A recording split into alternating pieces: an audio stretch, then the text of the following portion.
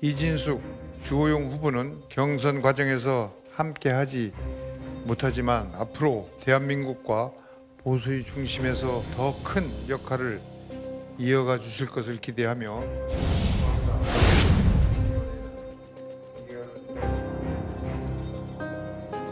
네, 이진숙 후보가 민주당과 그렇게 열심히 싸워오셨고 그 경험들을 가지고 저는 국회에 와서 싸운다면 저는 국민의힘이 엄청난 힘이 생길 거라고 생각합니다. 이진숙 후보가 대구시장으로서도 큰 역할을 할 수 있겠지만 당은 이진숙 후보를 국회에서 더 필요로 하고 있습니다. 국회에 온다면 저는 정말 제대로 잘 싸워주실 거라고 생각합니다.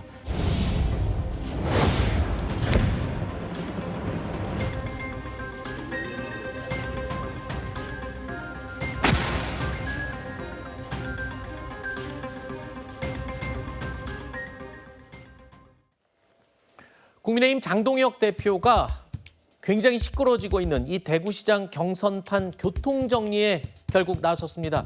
이진숙 전 방통위원장에게 사실상 재보궐선거 출마를 공개적으로 요청했습니다. 하지만 쉽게 정리가 될 분위기가 아닙니다. 왜냐하면 이진숙 전 방통위원장 기차는 이미 떠났다. 그러니까 대구시장에 대한 입장을 명확하게 다시 한번 밝힌 것으로 해석이 되죠. 사실상 무소속 출마를 강행할 것으로 읽힙니다. 자, 그런데 대구시장 선거가 이렇게 되면요. 4파전으로 이제 치러지게 되는 셈입니다. 네, 그렇습니다. 이제 4파전이라고 하시면 아까 말씀하신 거에 한 사람이 더 있죠. 주호영 의원. 주호영 네. 의원. 주호영 의원도 아직은 확실하게 결정을 하지 않았지만 그러나 무소속 출마도 지금 열어놓은 상태라고 여겨집니다. 그러면 진짜 두 번째예요. 이전에 한번 4파전이 됐었던 적이 있는데 그것과 조금 성격이 다르지만 어찌됐든 이번 또다시 4파전의 가능성이 있습니다. 그렇지만 사실은 가능성에 불과하지 않을까. 왜냐하면 지금 이진숙 방통위원장이나 또는 주호영 의원이나 굉장히 책임이 져야 되거든요. 만약에 이번에 김부겸 후보가 당선이 된다고 한다면 공천 잘못이다라고 하기에는 이렇게 무소속으로 강행했기 때문에 표가 갈려서 김부겸 후보가 어부지를 얻은 거 아니냐라는 비난을 고스란히 또 떠안아야 되기 때문에 여러 가지로 아직은 좀 추이를 지켜봐야 된다고 생각을 합니다. 네. 일단 이진숙 위원장 입장에서도 글쎄요. 대구시장에 마음이 있었다라고 이미 밝혔고 근데 재보궐선거를 제안한다고 그래서 또 곧장 그럼 그렇게 하겠다라고 할 수 있는 입장도 아니잖아요. 그렇죠. 그렇게 너무 쉽게 말을 바꾸기도 쉽지가 않을 겁니다. 네. 이진숙 전 방통위원장 입장에서 어찌되었건 간에 국민의힘 후보군들 중에 가장 유력한 후보라고 할 수가 있었죠. 만약에 끝까지 완주를 하게 된다면 자기가 4년 임기의 대구시장으로 당선될 수 있다는 그런 가능성을 여전히 기대를 하고 있을 겁니다. 아마 재보궐선거라고 하는 것은 2년짜리 아니겠습니까? 2년짜리 국회의원보다는 4년짜리 대구시장에 더욱더 큰 관심이 있을 가능성은 좀 높아 보이긴 하고요. 그렇다고 하더라도 앞서 말씀하신 것처럼 3파전, 4파전으로 대구시장 선거가 진행이 된다고 한다면 아마 본인의 승리를 장담할 수 없을 겁니다. 그렇다고 한다면 결정을 해야 돼요. 끝까지 완주를 해서 국민의힘 후보랑 최종 단일화를 구상을 하든 아니면 재보궐선거를 받아들이든 그렇지만 지금 당장 재보궐선거지가 결정난 게 아닙니다. 국민의힘 후보 중에 물론 현역 의원도 있지만 그렇지 않은 후보들도 있죠. 어떤 후보가 최종 후보가 선출되느냐에 따라서 재보궐지가 결정이 나게 됩니다. 아마 이진숙 위원장 입장에서는 아마 재보궐 후보지가 결정 날 때까지는 끝까지 완주하겠다는 뜻을 보이는 가능성이 저는 더욱더 높지 않을까 싶습니다. 네. 일단 아까 언급했던 주호영 의원도 지금 법원에 가처분 신청이 기각이 되면서 이렇게 되면 무소속 출마로 가는 거 아니야? 하지만 그것도 또 확실치는 않습니다. 그런데 그런 얘기를 했어요. 한동훈 전 대표에 대해서 대구 시민들이 부른다. 뭐 이렇게 얘기를 언급을 하는 걸 보면 주호영 의원, 한동훈 전 대표 연대 가능성이 또 다시 고개를 드는 건가요? 저는 연대의 가능성이 그렇게 높지는 않다고 개인적으로 생각합니다. 왜냐하면 만약에 경선에서 거기서 결정이 나고 본인이 결단을 내려가지고 출마한다, 무소속 출마한다. 그러면요, 어떤 정치적 부당함에 대해서 본인이 주장하고 어느 정도 명분을 얻을 수가 있을 겁니다. 근데 그런 상황이 지금 아니죠. 왜냐하면 법원에서 가처분 신청했는데 그게 기각됐거든요. 그러니까 법률적으로도 문제가 없다고 하는 상황인데 이 상황에서 무소속 나온다? 그게 과연 그 대구 시민들에게 먹힐지 의심스러운 상황이고 한동훈 전 대표도 약간 부담이 될 거예요. 네. 정치적 명분이 아닌 법적으로도 문제가 없다고 하는 상황인데 거기서 주호영이 나왔다? 거기서 둘이서 무소속 잡았다? 대구 시민이 과연 손을 들어줄까? 이제 그런 상황을 좀 따져본다 그러면 주호영 의원이 8일이라고 이렇게 넉넉하게 기간을 두면서 결단하겠다 한 이유도 아마 선뜻 무소속 나오기가 굉장히 좀 어렵기 때문에 그렇게 한 게 아니겠는가 싶은 생각이 듭니다. 알겠습니다. 자, 이렇게 공천 파동 때문에 국민의힘 지도부 책임론이 점점 더 커지고 있습니다. 하지만 장동혁 대표가요, 지방선거 이후의 상황을 언급하면서 여러 가지 또 해석이 나오고 있습니다. 저는 당명뿐만 아니라 당의 색깔까지를 아예 저는 바꾸고 싶었습니다. 제 개인적인 욕심은 정말 지방선거 끝나고 나서 좀 제대로 시간을 두고 해야지 선거 직전에 당명과 색깔까지 바꿨다가 우리 지지자들께서 국민의힘 후보가 없나 이러실 수도 있을 것 같아서 제가 그것은 잠깐 보류를 해둔 거니까 저는 그 부분은 오해가 없었으면 좋겠습니다. 지방선거 맞춰지면 저는 정강정책부터 우리 당이 나가야 될 방향을 제도로 정립하고 그것부터 가장 속도감 있게 그리고 당명 개정도 함께 속도감 있게 추진할 겁니다. 쉽게 말해서 이겁니다. 아직 6.3 지방선거 끝나지도 않았는데 선거 끝난 이후에 이렇게 하겠다라는 입장을 밝힌 셈이 됐어요. 저렇게 되면 나 선거 끝나도 사퇴는 절대 안 해. 뭐 이런 뜻을 밝힌 거냐.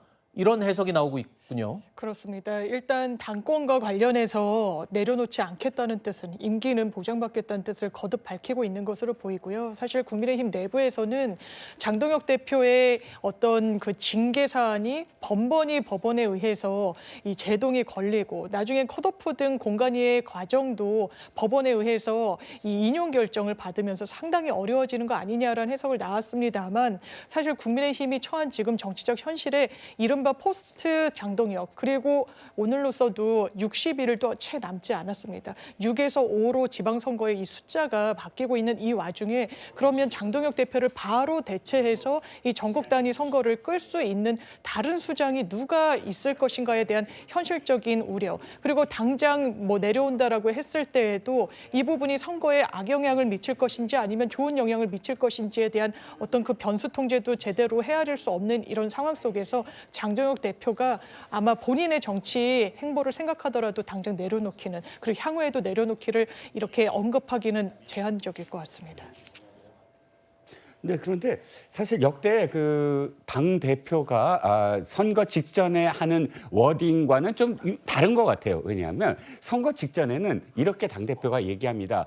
선거 이후에 거치는 생각하고 있지 않다. 나는 지금 내 당 대표직을 걸고 이 선거에 나가서 승리를 할 것이다. 최소한 15, 옛날엔 15이었으니까 지금 17인데 17개 광역 단체장 중에 몇 석 과반 얻겠다. 내지는 뭐 최소한 5을 얻겠다. 이렇게 목표를 정해놓고 선거에 자신의 모든 것을 거는 듯한 장수의 모습을 보였거든요. 그런데 지금 한 가지 아쉬운 건 모든 어떤 당원들을 총결집해서 선거에 따르게 해야 되는데 이미 그 이후에도 내가 뭘 할 것이고 뭘 할 것이라고 이야기하는 건 역대 당대표들이 선거 전에 하는 뭐 출사표와 좀 성격이 좀 다르다라고 생각이 듭니다.